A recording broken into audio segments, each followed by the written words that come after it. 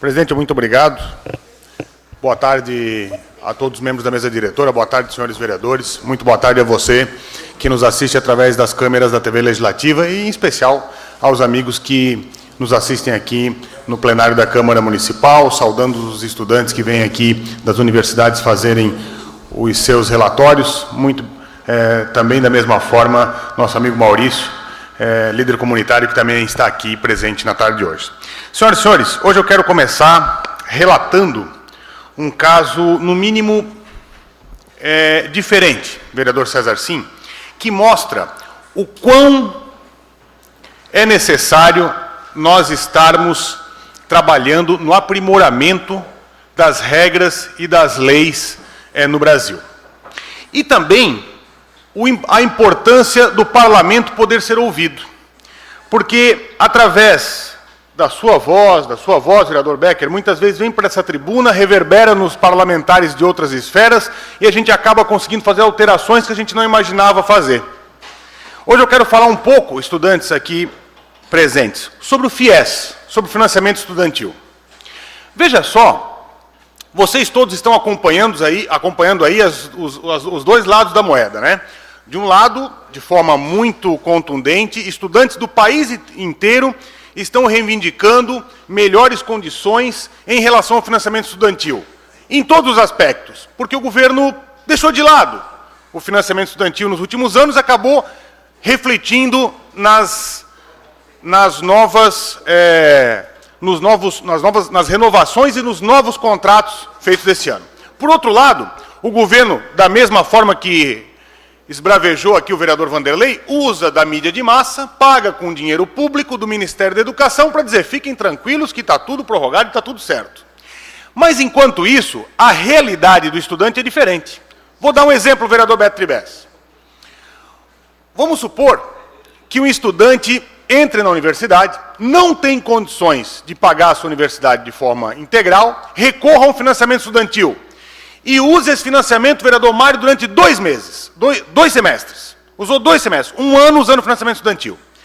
Por algum motivo, a vida das pessoas tem altos e baixos, ela tem que trancar o financiamento estudantil dela, ela vai parar de estudar. Então, ela parou de estudar, ela faz o trancamento do seu FIES, para que o governo não continue depositando dinheiro indevido para a universidade, visto que ela não está usufruindo desse dinheiro.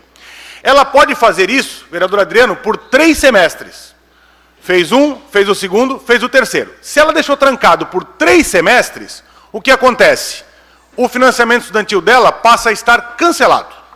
Cancelado. A partir do próximo semestre, ela começa a efetuar o pagamento, já começa a valer, né, o pagamento dos juros, o pagamento daquele período que ela usou lá, daquele 1 ano, quando ela começou a estudar.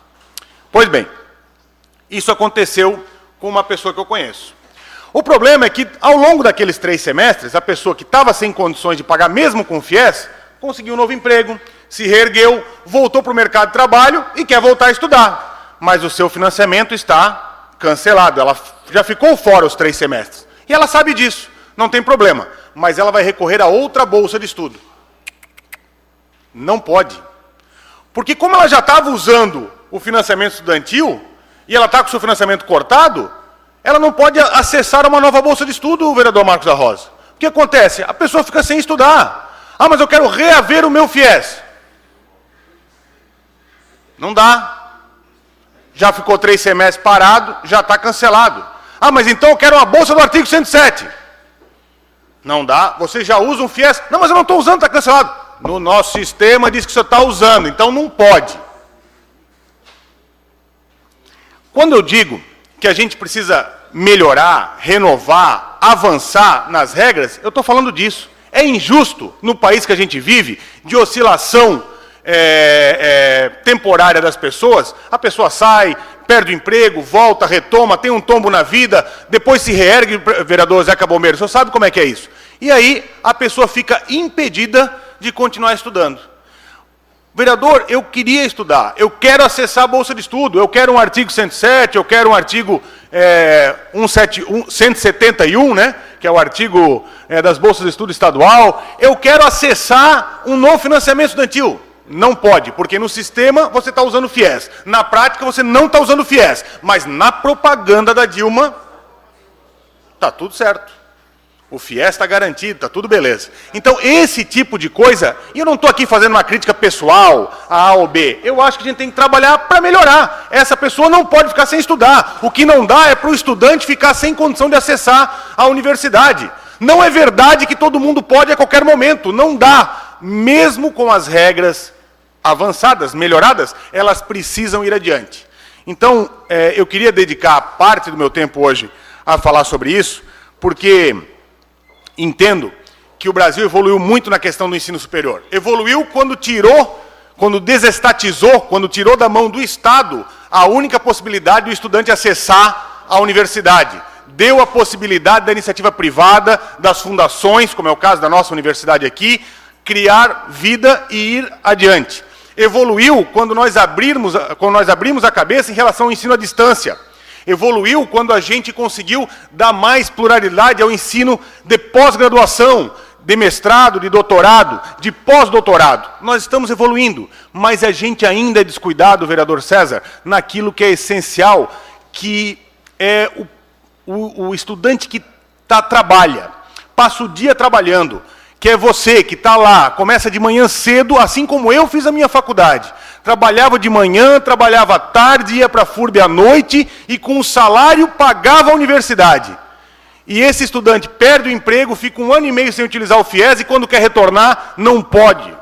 Não pode usar o FIES, não pode acessar uma nova bolsa de estudos e fica cerceado de fazer a universidade. Não consegue ir adiante na sua carreira profissional, não consegue ir adiante na sua carreira acadêmica, não consegue concluir os seus estudos.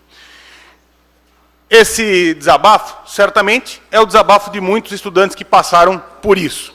Portanto, eu vou encaminhar à Caixa Econômica Federal, vou encaminhar ao Ministério da Educação esse relato de forma completa e solicitar a eles. Qual é a solução disso? De que forma um estudante que se reergueu depois de ficar 1 ano e meio parado, sem utilizar o FIES, pode acessar a uma nova bolsa de estudos? Ou nós vamos lavar as nossas mãos? Ou nós não vamos fazer nada em relação a esse assunto? E isso é que nós precisamos evoluir e que nós precisamos melhorar também, além de todos os pontos que já foram amplamente debatidos na mídia em relação ao financiamento estudantil.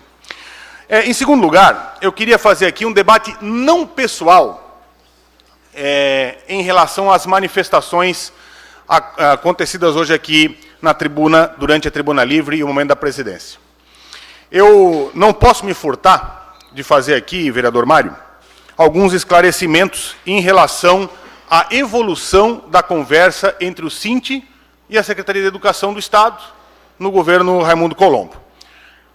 Acho que, inclusive, nós deveríamos chamar, né, em função disso, talvez o professor Eduardo, que é nosso amigo aqui da cidade, o professor Mauro Tessari, trabalha lá com ele, outras pessoas que são do nosso convívio, o professor César, da Universidade Regional de Blumenau, e que poderão nos esclarecer algumas coisas. Mas, de fato, eu quero fazer aqui um debate não pessoal.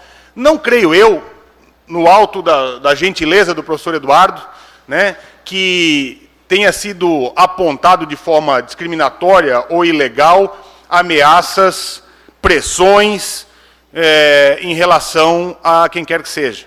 Né?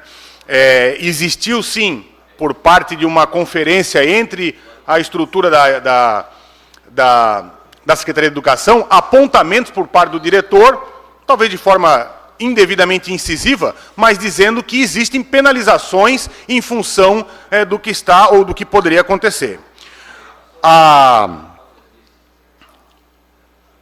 As propostas que estão sendo discutidas avançaram bastante já. Né? A descompactação da tabela, todo mundo sabe a origem disso. Né? A partir do momento que se estabelece um piso nacional, ou seja, o mínimo possível que um professor deve ganhar, e Santa Catarina honra isso, o que acontece? O salário mais alto fica perto do salário mais baixo.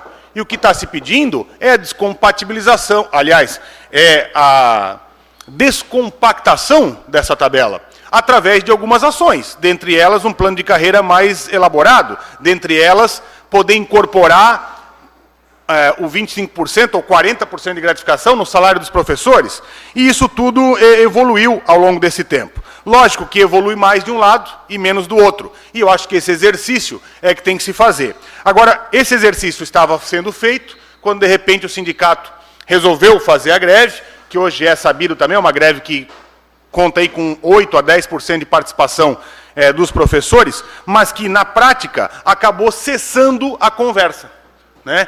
E aí o governo partiu para a sua própria ação, ou seja, enquanto há greve, não há negociação. Então, deixar isso claro, né? A folha de pagamento do magistério evoluiu muito, era de 1 bilhão e 800 milhões quando o governador Raimundo Colombo entrou, hoje já passa dos 3 bilhões de reais, o que mostra o investimento na área da educação, e, sem sombra de dúvida, o que nós temos que reivindicar é a continuidade da conversação, é que os professores façam essa conversa, mas que voltem às salas de aula para os nossos alunos não serem prejudicados e que nós consigamos, de forma adequada, encerrar este movimento, que no final das contas acaba prejudicando tanto aos professores que não tenham a continuidade das negociações, quanto aos próprios alunos. Obrigado.